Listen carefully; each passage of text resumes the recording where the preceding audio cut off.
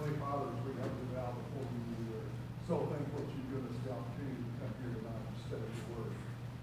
We pray that as we open our Bibles and open your word, that our hearts will be right in order to receive your message and make us better servants to proclaim the gospel. Father, we are so blessed with the healing that you've done with many of our members over the last few weeks, and we are so thankful for that. We pray that you will be Valley tonight, that she's in the hospital, and that she will recover and be back with us soon. Father, we pray that you will be with Scott as he teaches the class and the other teachers tonight. We pray that you will forgive us for those things. You stand for Okay, so we're a good portion of the way through Hosea at this point. I've thrown this slide up here plenty of times, but just as a reminder, the book of Hosea is an interesting book from a lot of different standpoints. Certainly just, it has a line that grabs your attention right at the very beginning. Go take to yourself a wife of harlotry and have children of harlotry, for the land commits flagrant harlotry, forsaking the Lord. Is that's the entry to the book, which very much is an odd beginning to a biblical topic. But this idea that Hosea 2:19 points out, this idea of God being a God of righteousness and justice and love and mercy, and how do those things intertwine, is really seen in the book of Hosea. Now, the first portion of the book, really the first 3 chapters, looks at the literal marriage of Hosea to his wife Gomer and how that all unfolds. The children they have, who are all given various names. The first one's named Jezreel, based off of the fact that God remembers the violence that was committed at Jezreel. Also, Jezreel means scattering or sowing, and that name gets used both ways. There's a lot of wordplay in the prophets. Hosea is no exception to that. God will scatter Israel, but he will also sow in that scattering. Second child's name is Lo-ruhamah, which means no mercy. And so here you have a man, he has a child. It says this child will not receive mercy. And then the third child is named Lo-ami, which means not mine, or not my people. And so here, as Hosea has children, you can imagine those names given to them. That would send a message to the community at large. They would have known what Gomer was doing and how she was running around, and would have also been aware of Hosea's almost insane acts of constantly taking her back. And yet that's all a picture of God's relationship with Israel, because they are committing harlotry through the idolatry that they commit. The second portion of the book is really where we're at, and we'll pivot out of this week, which is this case of sins against Israel. So every one of them could look at Gomer and say, oh, that's nauseating, that's awful the way that she's acting. But then from chapter 4 through about chapter 11, you have this picture given of, no, you are Gomer. You're the villain in all of this. You're the ones who have committed these sins. And so we've looked at a variety of different things throughout the text that they have been doing wrong. What are some of the, in kind of a large picture topic, sins? What are some of the things that they have been guilty of that Hosea has been preaching against with the nation? Yeah, idolatry is definitely a big one, right? So they have turned to the gods, the Canaanite gods, the Balaam of the land. That's one.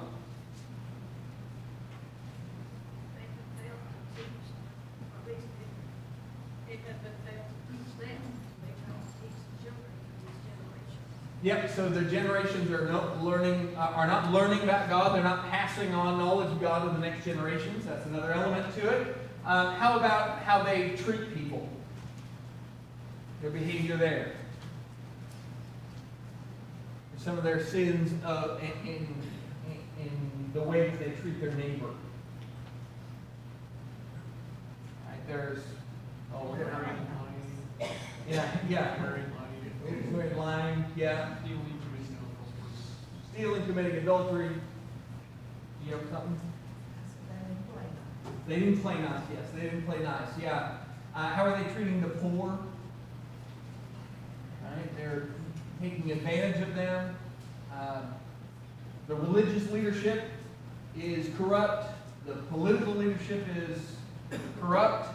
And so on all of these different levels, there are things going on in the nation. Whether you look at it at a large scale and you say, oh, this is the leadership, or you look at the individuals within the nation and how each person is acting, you're seeing this corruption and immorality all over the place. A lot of times we make the mistake of saying, well, the things that are wrong with the country are the things that you see done at the big scale with politics especially. But what we learn over and over and over again with the prophets is the political environment is a reflection of the individual environment. Right? So what you're seeing in the leadership is reflective of what the people as a whole have allowed to happen.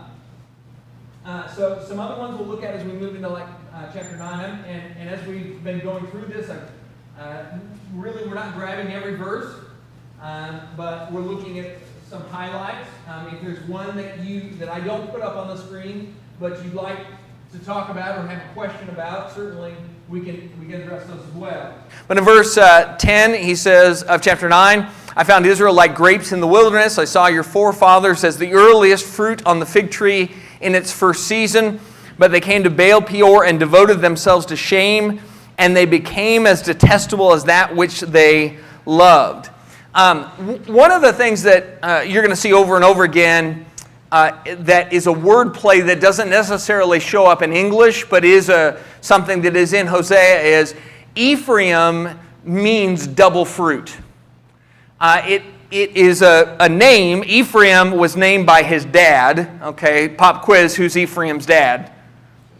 Joseph. There we go. Yeah. So Joseph named his son Ephraim because he'd gone to Egypt empty-handed and had lost everything, had been sold into slavery, but then all of a sudden he's risen to this position of the second most powerful man in all of Egypt. And so then he has children, and one of those children he names double fruit. In other words, God has been doubly blessed to me. I've got a great life. That is what the name literally means. Now, as it became synonymous with the northern kingdom, Ephraim, what God will say when he's using the name Ephraim for the northern kingdom, one of the reasons he'll stick to that name versus referring to them as Israel all the time, is your name means doubly fruitful, but guess what you are? I found you like grapes in the wilderness.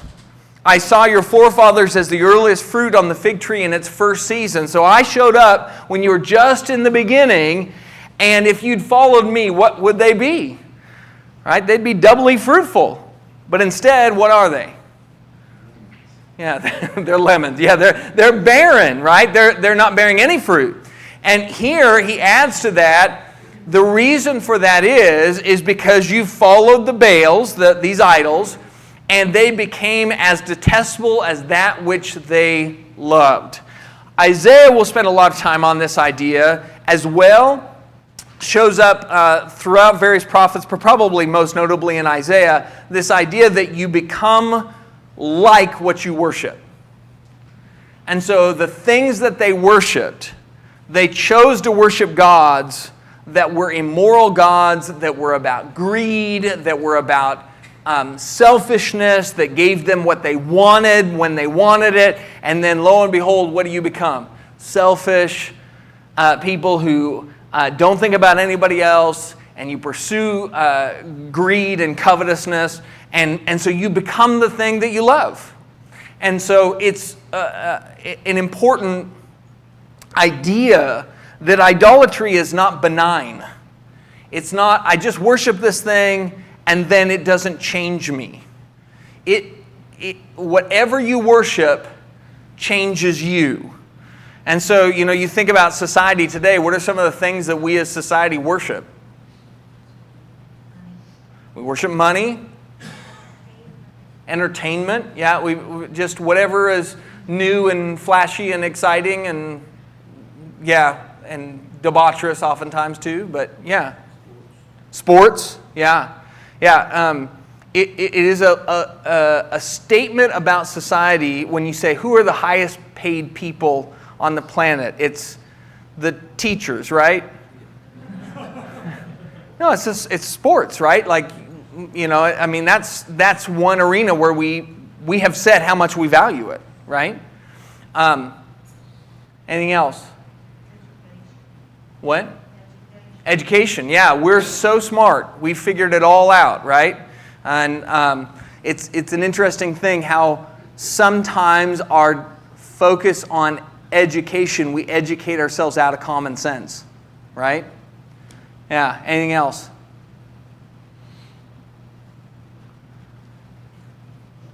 As you look at these things, look at how much they've shaped our world, though. You take sports for a second. Let's just take that one. The most lucrative sport in the world is the NFL. They hands down. Now, there are more people that are on the planet who follow European or football, soccer, right? But the most money is American football. It's hands down more money than any others. When are NFL games played typically? Well, yeah, right now. Yeah, it's getting more and more that way. But what's the big day? It's Sunday, right? Yeah. You think that has shaped anybody? You think that shaped church attendance? Absolutely. Right? I know churches, Super Bowl Sunday comes around and they advertise our service will work around Super Bowl Sunday. And by the way, we've got the big screens. You can watch it here. So what do we worship now? Right? The idolatry shapes us. Now, sports in and of itself, are sports sinful? Not necessarily at all. But when you worship a thing, it becomes that. Yeah. I do recall in I guess it was 77, when the clergy got together. I think it was the Philadelphia 76ers. They were playing an NBA championship. And they were going to play it during church hour. And the clergy called the NBA commissioner, David Stern at the time, told him to change the time of the game. And they did. That was 1977? Yeah, it's back in 77. So, roughly 50 years ago. Do you think that would work now? Oh, they'll invite him to the game. Yeah, right. But yeah, so you start to see who shapes who, right? And you can see that in any arena, right? In any arena, all of a sudden, the thing that you worship, it begins to subtly change who you are, right? If you worship money and you have to make compromises to continue to be promoted, what do? Right? If you worship it, you make the compromises because it's become the thing that's the most important. Because if you think about it, isn't that exactly what God tells us to do with Him? Is that if we worship Him, should we make compromises in other areas of our life in order to put Him first? Absolutely, right? So if we worship God, does that shape us? Yeah, if you are the same person that you were 10 years previously in your Christianity, you're doing it wrong. You should be different. You should be changed by that which you love. And so here they loved the false gods and they began to be shaped by those gods. Those things become what we value. And so we make all of our real important decisions in life are value decisions. Yeah. This particular book, isn't it a reoccurring theme in that when Israel prospers, they forget God, take on the pleasures of the world. Mm-hmm. Forget forget about God. God brings them into captivity to humble them. And then they get out again. And then it happens all over again. It's like a reoccurring thing. It is. That cycle of prosperity, forget God, punishment, then they kind of wake up and come back. What's interesting about Hosea is essentially Hosea is a message of, I've been doing that cycle and I'm not doing it anymore. You're gonna have 70-year time out because I did it and it didn't work. And in the Northern Kingdom in particular, they had had hard times and they didn't follow God, and God gave them prosperity and they didn't follow God. So he said, well, apparently you don't want to follow me, so I will give you over to that which you want. Chapter 10. He will make this description. Israel is a luxuriant vine. He produces fruit for himself. The more his fruit, the more altars he made. The richer his land, the better he made the sacred pillars. This is kind of Tony's point, right? Their heart is faithless. Now they must bear their guilt. The Lord will break down their altars and destroy their sacred pillars. Several different things here. One, there's this pattern, right? The more prosperity, the less interested they were in following God. What we find is that the more you give somebody, the more they just tend to become whatever they wanted to be. Right? If you hand somebody $1 million just out of the blue, they will just do faster because now they have the money to do it, what they were always wanting to do. Right? So it will speed up the process. So here, they produced fruit, and in verse 1 it says he produces fruit for himself. The more his fruit, the more altars he made. The richer his land, the better he made the sacred pillars. Right? So they start out with simple idolatry, and the more they got, the more luxurious the idolatry becomes. The fancier the temples, the more impressive their worship of the Baals become. And his point is their heart is faithless. It's interesting here in verse 2, their heart is faithless, now they must bear their guilt. If you are faithful to God, you do not bear your guilt. Right? That's the trade-off. If you are faithful, you still sinned and are guilty. Right? You've still done things that were wrong. But you don't have to bear the guilt because of what Jesus did. Jesus says, if you put your faith in me, if you follow me, I'll bear that guilt, I'll nail it to the cross. But if your heart is faithless, then you have to bear your own guilt. That's the summary of the New Testament, isn't it? Yeah. Isn't this story somewhat a depiction of us today? Oh, certainly. I mean, I think there's a reason that these Old Testament books are still applicable, right? Is because the problem of idolatry is a heart problem, right? And human beings, as Solomon said, there's nothing new under the sun. So we make the same sort of mistakes on earth instead of in heaven. Yeah. Anybody else have any comments or thoughts? Okay. Chapter 10, down in verse 12, he says, sow with a view to righteousness, reap in accordance with kindness, break up your fallow ground, for it's time to seek the Lord. What's fallow ground, by the way? We're not most of us aren't farmers here, but what's fallow ground?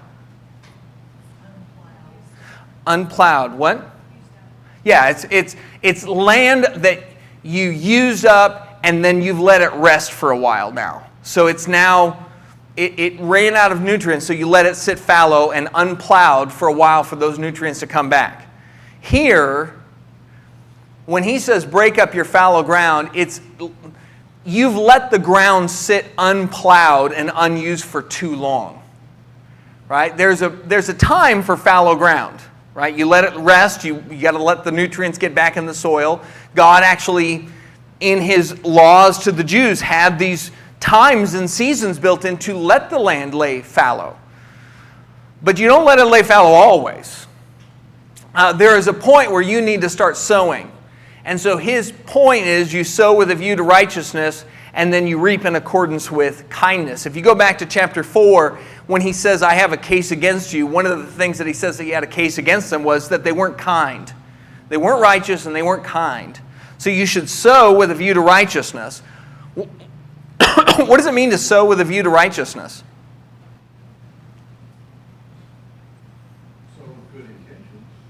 Yeah, so this idea of sowing is I'm planting something, right? And when you plant something, it will take time to grow. So the intention of growth here is I'm planting a thing that I want to grow into righteous living. Yeah, I want it to turn into a righteous way of life. Every human being sows. You know, you leave the house, you know, at 18, 19, 20, whatever is kind of in that early, late teens, early 20s era of life, you leave and head out on your own, and you start sowing. And so what are the things you do when you're young to sow a life? Make friends. Okay, you go make friends. Yeah, that's one thing you're going to do. You're going to put some effort into making friends, right? You get a job. You're going to get a job. So you're going to put some effort into things like a resume and maybe some education for that job, right? So you can climb the ladder and end up where you want to be. It's fine to dig ditches, but most people don't want to do them for a lifetime. So you're looking for something to get you where you want to be. Anything else? Spouse? Yeah. Anybody ever noticed that, and I will say this is especially true of men, when they're not married, they dress a certain way, they act a certain way, they put on things like cologne, and then they get married, and sometimes that changes. Have you ever noticed that? Yeah, they know how to be put together because they are sowing with a view to a spouse, right? But then once they got her, we know how to invest in the things that we want. We all do it. Right? If you want something out of life, you know that you got to start planting something. Right? You don't just wake up one day and go, today's the day I'm a cardiac surgeon. Like, you don't do that, right? Everybody understands you're going to have to sow some things to get along that path. And so you sow some things. And in the same way, you don't just wake up one day and you just like look at a girl and go, marriage? Like, you have to do some work, right? So life is all about planting things. And you plant with a view to something else, to the life that you want. Israel has planted the life that they wanted, and now it's grown. And it's a life that really has no room for God in it. There's a trouble with that too that we deal with in terms of a momentum that builds up. You know, when you're talking about the fallow ground and breaking it up and not waiting too long, more often than not, that's probably going to be a difficult process for somebody to go through regardless. But if it waits so long that random tree seed has actually started sprouting and the roots have dug into the ground and the grass has grown so tall that not only are you fighting the grass, but you're fighting the roots of it, there's a momentum that we get ourselves in to say, I've made it 5 feet and I'm tired. It's just easier for me to keep doing what I was doing. Mm-hmm. And you just give up on it.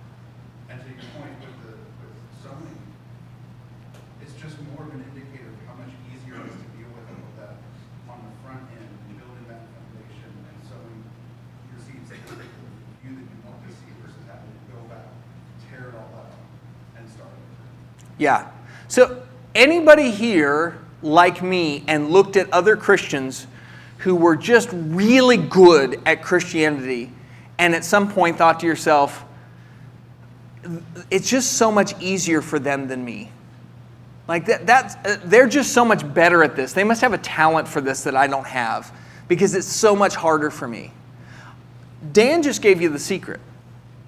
It is easier for them now because when you've been planting in the ground and you've been growing a thing, there is a point where the fruit starts showing up and it does get easier, right? When you were talking about the grass growing high, in our very first house, I had a push mower. And no, that doesn't mean just like a mower that was gas powered that, I had to use manpower to push forward. It was literally the old reel mower. That's what I had. And I didn't want to mow the lawn for 3 weeks. And if anybody's ever used a reel mower and the grass is like this high now, you just want to die. I just decided, I know we own this house, but I'm pretty sure I just need to burn it down. That's what I need to do. I just need to burn it down and just start over somewhere else because it's gotten so out of control, right? Like a reel mower is actually not that hard to use if you mow regularly. I mean, there were generations that was the only thing that they had, and they did just fine with it. You can still buy them today, and they'll work okay if you mow regularly. And you keep them sharp. That's a whole nother sermon, isn't it? Yeah. So, but when you let it get out of control, it's just a bad day, And for the record, I borrowed a hedge trimmer from a buddy, and that's how I got it close enough that I could start doing it. I was out harvesting my lawn. That was what I was doing, But that is this picture.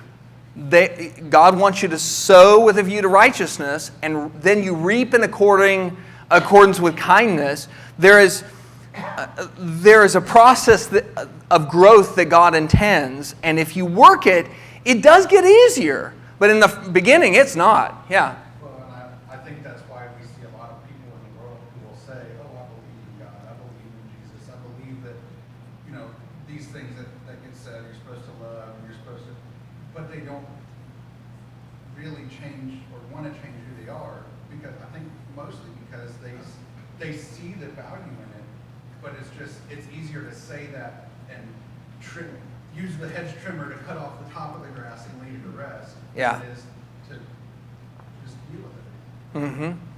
Mm-hmm. The other thing with this verse, you sow, you reap according to kindness. You're going to break up the fallow ground. But there's also another element to this. What's the very end of that verse say? You seek the Lord until He comes to rain righteousness on you. If you're a farmer, you plant, you plow, you plant, you water, and then you wait. Right? There is a waiting for the rains. There's a waiting for God to do His part. And that's the other element of faith. Like you step out to say, I'm going to do it God's way, and it doesn't happen when you want it to. It doesn't occur as fast as you want. And you pray for things. You say, God, I want to be a kinder person. Well, do you know when you need to be kind? When people are rude. So the Lord brings a bunch of rude people into your life. And you're like, that's not what I asked for. Yes, it is. It is absolutely what you asked for. Because it will teach you to be kind. So there is an element to this that involves faith in God, and you're not at the helm. You're not in charge of all of it. So all of these are the things that they've failed to do, right? And so there are some beautiful passages that can easily be applied to us as individuals, but the overall picture is, look, you've not been faithful to God. You as a nation have chased the things that you wanted, and then one day you got to a point where you looked around and you go, well, this isn't what we wanted. Yes, it was. Yes, it was what you wanted. You live selfishly, and then all of a sudden you have nobody to support you, and you're all alone. That is what you wanted. You just didn't think it would look like this, right? Any thoughts, comments, anything like that? Yeah. Just a verse later, 13, talk about that fallow ground. Says you can plow wickedness, so they did plow. Mm-hmm. Wickedness, you reap injustice, you eat the fruit of lies. That's what you're getting when you're plowing, because you have trusted in your way, in your fierce warriors who fought your arm, would take care of you. Yep. In the next verse, brings out back on the page.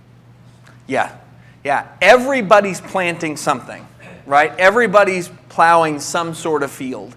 And that's what they were doing, right? And they had grown something and built something and thought this will take care of us, and then it didn't. Yeah. Any other thoughts? Okay, then we'll move into chapter 11. In chapter 11 it says, when Israel was a youth, I loved him, and out of Egypt I called my son. Now, if you are... if you have something ringing in your mind right now, it's that this is a New Testament phrase. It's quoted in Matthew 2. Hosea chapter 11 is quoted in Matthew chapter 2, verse 15, when it says, out of Egypt I called my son. Now, what's interesting is in Matthew 2:15, it's referring to who did God call out of Egypt and call his son? Jesus, right? And it says, it fulfills Hosea 11.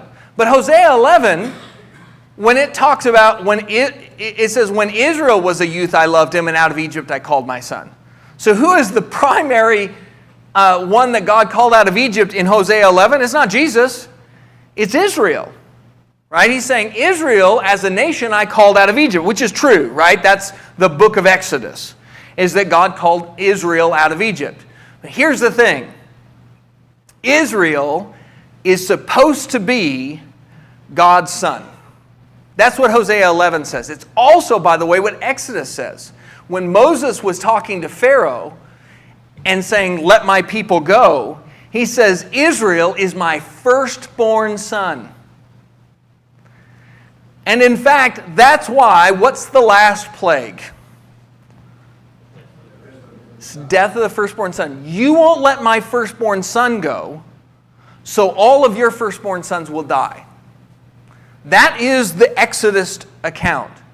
Now what we find is that when you get to the New Testament, did Israel act like the firstborn son they were supposed to? No. They failed. They fell short. So somebody shows up on the scene who is the epitome of the firstborn son. He does it right. He follows God. He emulates him. He does what he says. He puts his complete faith in him. And so when you see Jesus, out of Egypt I called my son, that reference to Hosea 11 is that Jesus, it's several things. One, Jesus is doing what Israel didn't do, right? They were supposed to be faithful, and Jesus actually is faithful. The other is, they were supposed to act like a firstborn son, and guess who's actually arrived? The actual firstborn son of God. And so there is this connection here of Jesus being brought out of Egypt was to highlight that idea. And Jews, when they read Matthew 2:15, and Matthew says this was to fulfill Hosea 11, they would get it. They would understand, oh, this is a referendum. Because one of the points of the book of Matthew is that Jesus has come, and the new Israel is whoever is in him. It's not being a Jew that matters anymore. It's being in Christ that matters. If you're part of Christ, then you're a part of the new Israel, because he is the true Israel. He's the true righteous one. He's the true firstborn son. So Matthew 2 quoting this is quite the statement by the gospel writer of the place of Jesus usurping that role of the firstborn son. Right? He is the actual one where the nation of Israel was not, in comparison. Any other thoughts or anything to add to that? Okay, so if you look down through chapter 11, this entire section through the first 8 verses is really quite heartrending. Because the picture is of God treating Israel like a child. And so it will say of them, out of Egypt I called my son. The more they called them, the more they went from them. They kept sacrificing to the Baals and burning incense to idols. All of this, none of this is new. And yet the imagery here is, yet it is I who taught Ephraim to walk. And I took them in my arms, but they did not know that I healed them. I led them with cords of a man, with bonds of love, and I became to them as one who lifts the yoke from their jaws, and I bent down and fed them. this picture you have of the way that God treats Israel, he's used the imagery of the wife. Here's the imagery of the child. Right? So just like a parent would teach a child to walk. Right? And whenever the kid couldn't walk anymore, you have a child beginning to walk, and the father's teaching the child to walk, and then the child gets so tired they can't walk, what happens? Dad picks him up, right? Well, that's the picture here. It was I who taught Ephraim to walk. I took them in my arms, right? But they did not know that I healed them. If a kid falls down and they hurt themselves, who's the one they run to? Who's the one that helps, right? All of this picture is God, and they don't recognize his role as father, but he says, I remember being your father. They will not return to the land of Egypt, but Assyria. He will be their king because they refuse to return to me. The sword will whirl against their cities and will demolish their gate bars and consume them because of their counsels.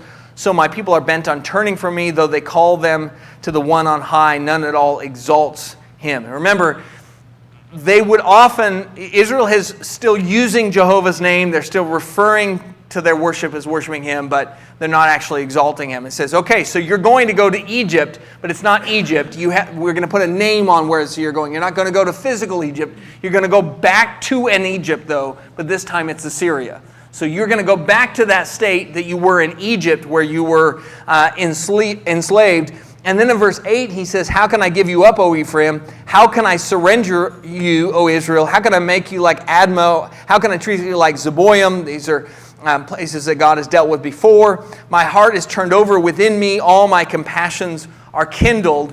This picture here is, God says, this is what I'm going to do. I'm going to send you off into captivity. I'm going to send you back to Egyptian slavery, but now it's Assyrian. And then the next thing he says is, but how can I do that? This is the parental role of, you know the discipline the child needs, but what's the old saying? This is going to hurt me more than it hurts you. And some of us say that tongue in cheek, but God doesn't. It really does hurt him more than it hurts them. It's like, how can I give you up? They keep turning their back on him, but he loves them every step of the way. And so this picture that we're given throughout the text is that this is a painful process for God. And there's a lot of different things you can take from this, but one thing I guess I would say is, even when we have situations where there are people that we have in our lives that are difficult to deal with, if we're doing it right, it should be hard for us to let them see the consequences of their actions. There may be a time for that, right? But it should be hard for us. It's okay if it's painful. We're not meant to have this kind of jadedness to us because God doesn't have it. Any comments or thoughts or anything like that? Yeah. Because they're still brothers and sisters in Christ. Mm-hmm. It should hurt you that you have to. Yeah, even in the withdrawal process, even in the process of marking an errant brother, they're still an errant brother, right? That language is throughout the New Testament. That idea of the goal is always, even in discipline, that they would come back. Yeah. Yes? The two cities that are listed were completely destroyed in Sodom and Gomorrah destroyed. Yes. He is saying it's not going to be back to them. They're going to Syria. Yeah, so Admah and Zeboim, yes, they're surrounding cities with Sodom and Gomorrah, right? All wiped out. Yeah, I have a slightly different take on that. I actually think that he will utterly take out the northern kingdom. The northern kingdom will never come back. The stray will, yes. So yeah, definitely there will be individuals who will come back with the southern kingdom and their return from captivity. I agree, does not ever come back as a northern Israel. Right, yeah, but this idea of they've earned Sodom and Gomorrah punishment, right? That's the other thing. They're just as bad as them. But it is tearing his heart out to give them what they've asked for. Yeah. Any other comments or thoughts or anything like that? Okay. Oh, yes. One of the parts that just like is hard for me to comprehend or understand or just like strikes fear is back in chapter 10, in verse 10. When I please, I will discipline. And that it's just hard to think about just raising children and like a work environment of performance reviews and just it's really hard for me to not have immediate feedback. Mm-hmm. That's just like, when I please, I will just Yep. keep doing what you want to do, but one day, it's going to catch up to you. Yeah. So I think that's just an overall thought, but I guess the other question, then I go to the next part in verse 11, and he starts talking about what you should be doing. What you should be doing is sow for yourselves righteousness, reap steadfast love, and break up your fallow ground. So kind of the question is, if they would have done those things, would the discipline not have come?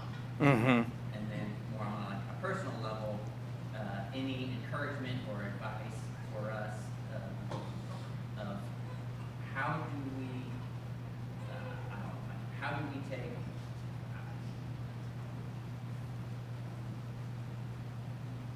I don't know a good way to say it, but I don't think just the discipline is at the end of our lives. Mm-hmm. In turn, but to have like check markers in our lives that's like, am I being disciplined now or unconfessed sin Mm-hmm. or something? I mean, I guess, what are your thoughts on chapter 10, verse 10? Yeah. So yes, I agree with you. He doesn't give necessarily immediate feedback, right? So, and we see this in the world that we live in. The rain falls on the righteous and the unrighteous, and so your crops get watered, and you go, "Oh, it's because I'm a good guy." Not necessarily, right? God will bring that chastisement when He will, and He does it differently for different people. One person gets immediate feedback, right? Sometimes we do the wrong thing, and there is immediate feedback for it. Other times not. To your question of how do we view that when things are happening in our lives? Is that a fair way to say that, or? It's kind of like, I just think with our children, when we're raising our children, we would never think of it like, you did something wrong, and when I'm ready to discipline you, I will discipline you. It could be like months from now. Like, Right. That's not what we do as parents. It's like we recognize the problem and we discipline you. But that's not really what we did as adult Christians. Mm-hmm. It's like, when I please, the discipline will come. Mm-hmm. So that just like strikes fear into me. It's just it's just a harder standard to live by because Mhm. it's internal discipline Yeah. and not external. Yeah, no, and I think one difference is with children, we assume that they don't necessarily know the rules yet, right? With adults, there's a point where you've heard the rules, and we're going to give you time to figure it out on your own, right? You do that to a certain degree, and I guess you even do that with kids to a certain degree. Sometimes you'll give them a minute. But I think the takeaway with God is don't wait for the discipline to make adjustments in your life. I think this is part of where the Lord's Supper, there's an element of self-examination involved with that. You've got to create your own touch points of self-examination in your life because of the fact that God does give you the free will to continue on a path without immediately dropping the hammer on you. And I don't know if that answers your question or not, but yeah, I think the answer, at least for me, is regular self-examination, and when things go wrong, ask, what could I have done in this? Sometimes the answer is nothing, but maybe there's even something small I could learn from this. So, yeah. Okay, we'll shut down there. Thank you all. Good class.